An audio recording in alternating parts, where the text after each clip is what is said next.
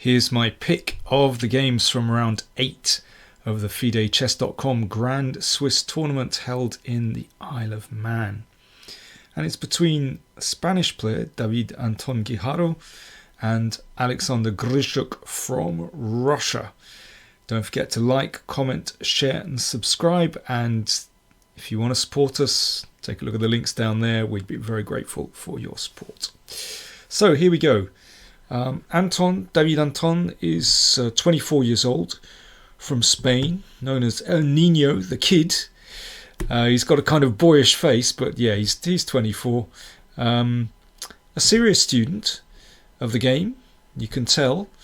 And he produced some remarkable preparation in this game. Now, Grischuk has played bishop c5, which is experiencing a little sort of burst of popularity at the moment. I mean, bishop b4 is obviously the main move there. Now, c6. So black is playing very ambitiously and would like to get in the move d5. And here, for example, there were two games played by some of the top players. Wesley So played e3 here.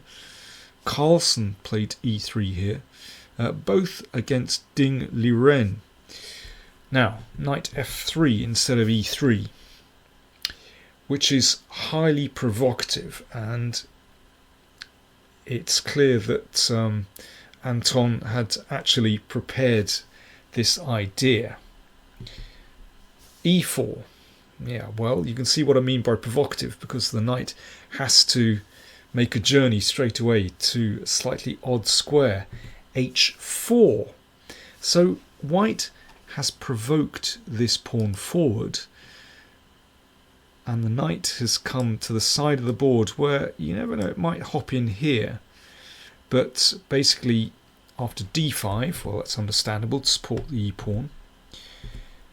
Having tempted the pawn forward, then white plays d3 and starts to hit out at the centre. Well, if black wants to duck the challenge, then it's possible to play pawn takes pawn, queen takes. But it's clear this is a more comfortable position for white to play than black, with, well, excellent development for white. Pressure on this pawn here. Whoops, I don't seem to be able to use the mouse properly. Pressure on this pawn here, that's better, which probably has to advance, but yeah, white has some initiative there. So going back to this position, d3. Grischuk accepted the challenge, and it was clear from the speed he was playing, he was reasonably familiar with this line, and in fact it has been seen before. But, well, already we can see that the position starts to look really wacky, with black going on the attack straight away with this knight attacking the pawn, supported by the bishop, but also perhaps setting up this pawn move g5 to trap the knight. But playing moves like this is incredibly risky. And here, well, if you're going to play knight g4, you can't back down. Black's centre is crumbling. You need something fast. g5, this is the idea, which is kind of crazy. So black has neglected development, his king is in the centre, but if he can grab that big prize of the knight, he could be winning. Now previously we've seen a game between Hizmatulin and Paravian, St. Petersburg 2016, which went pawn takes pawn, simply giving up this knight. And at the moment white has 2 pawns for the piece. Well, this game was a total rollercoaster ride, which black eventually won. I mean, it's actually just a very unclear position. But after g5, instead of the obvious d takes e4, Anton played d4 very quickly. So an indication that this was preparation. And this is the first new move of the game, and this was apparently developed by Anton with his trainer, his regular trainer, David Martinez. Well, they've really cooked up something here. It looks very odd to sort of close the centre in this way, but watch out. Bishop comes back to e7. Yeah, I mean, if pawn takes knight, we take here. And black is definitely better there. So, excuse me, white is definitely better there. I'll show that on the board. Let's do that. And that one. And you can see that this is under fire, and well, these dart squares look very, very weak. This bishop is going to enter the game very soon, and yeah, it looks nice for white. Okay, coming back here. So bishop e7. So this knight is still trapped at the side of the board. h3, again, played pretty quickly. And here is where Grischuk had a very big think. Thought for almost half an hour in this position. So what do? You know, you could, if you take here, white captures this knight, and well, because black has advanced this g-pawn, in fact, this is very tricky. The king doesn't have a good home to go to. It will obviously take a long time to get to the queen side. And in the meantime, well, there could well be pressure on the centre with queen b3, or, well, whoops, I've misfired again. Queen b3 on this pawn here, or maybe f3, just to blow up the centre. Remember, once the centre opens, black's king is going to struggle. So let's come back here. So h3. So lots of different moves here. I mean, one intriguing possibility is to simply play the knight back to h6, so that this knight is still trapped at the side of the board. Well, at the moment there isn't actually a threat to take, because that pawn is pinned. But let's say white attacks the pawn here. Well, and let's suppose that black is absolutely fixated on taking the knight at the edge and drops the bishop back. Excuse me, drops the knight back. My goodness, I'm losing the power of speech at the moment. If queen takes pawn, now black is a piece up, but, well, it's hardly surprising that black, with this ludicrous knight retreat in order to take this piece, it's hardly surprising that black isn't doing very well in this position. White has how many pawns? White has, well, only 2 pawns at the moment, but because black is so far behind in development, this is just tremendous compensation for white.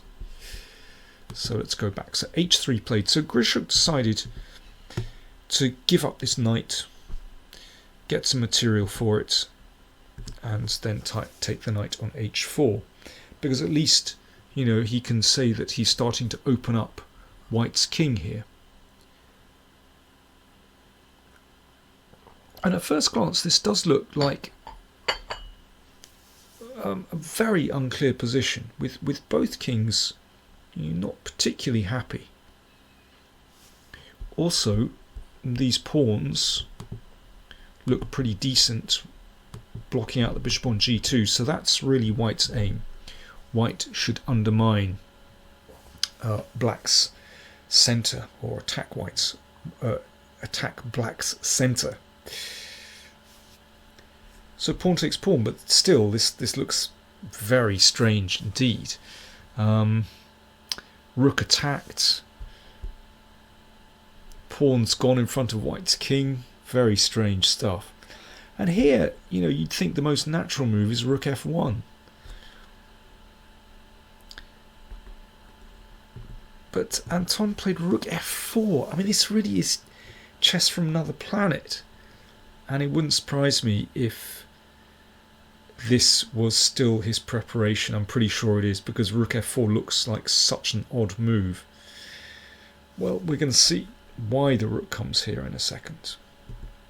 So knight c6, Grischuk desperately needs to bring his pieces out. And queen takes d5.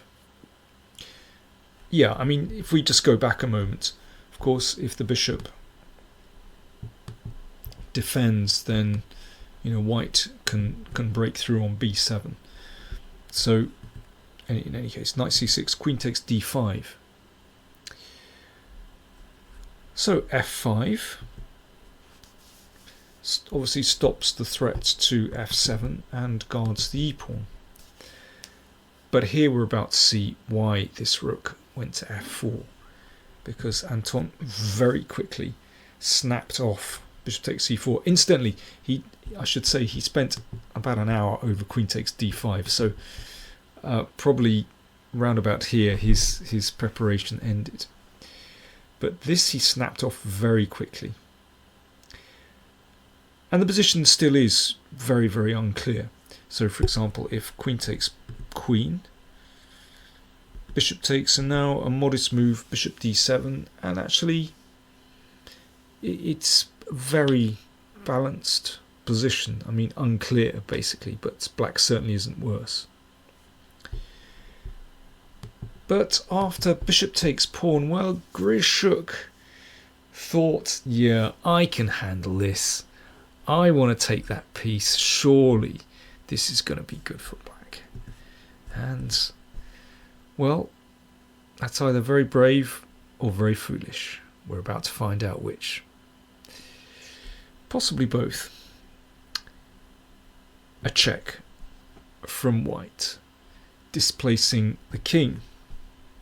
So that's pretty ugly. And now it's time to bring the rest of the pieces into the game. Bishop e3. Good move so that the queen's rook can potentially enter the game. Now, black has several ways to try to defend this. Let's see what happens if the king runs. Well, in this case, I'm afraid b8 is a particularly poor square for the king, setting up some nasty macing threats. So knight here,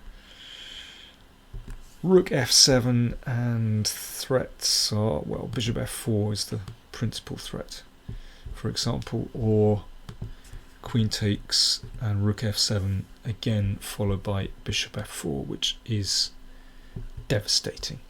So king c7, the attempt to run is unsuccessful.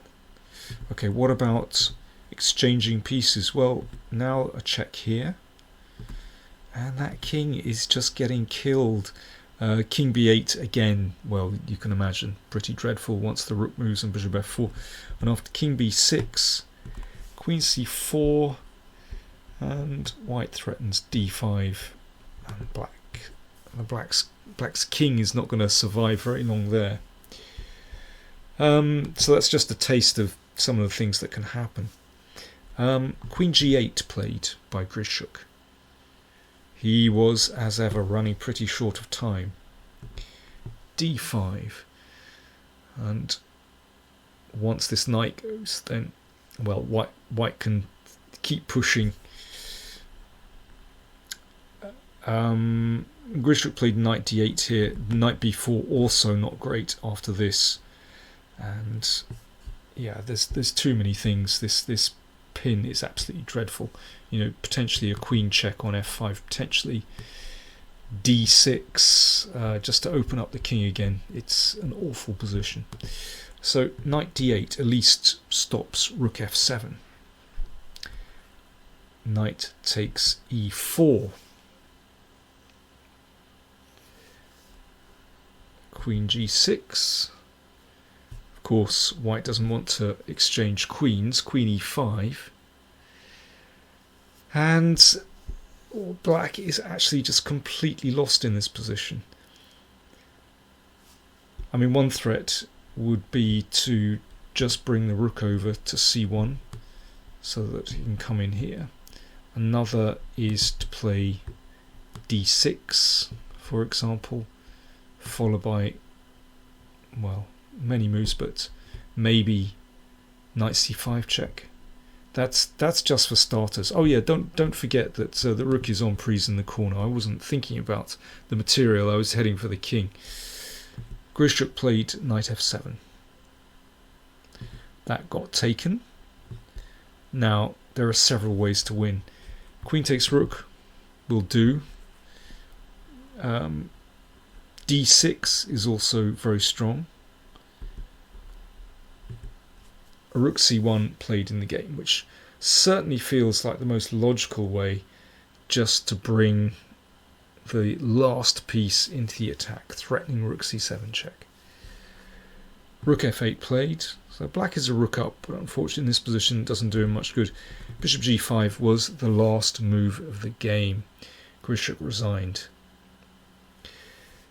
So the one threat is to play rook c7 check and take on e7. And if bishop takes g5, queen check, and knight d6 mate. This game, well, reminds me of several things. Shirov, you see him play such games looking further back. Maybe Tal, Aronian, you see sometimes play games like this. And even further back, well, Paul Morphy as well, destroying his opponents in basically a handful of moves. This is move 24, and black's king never reached safety. Tremendous stuff from the Spanish player. Thanks very much for watching.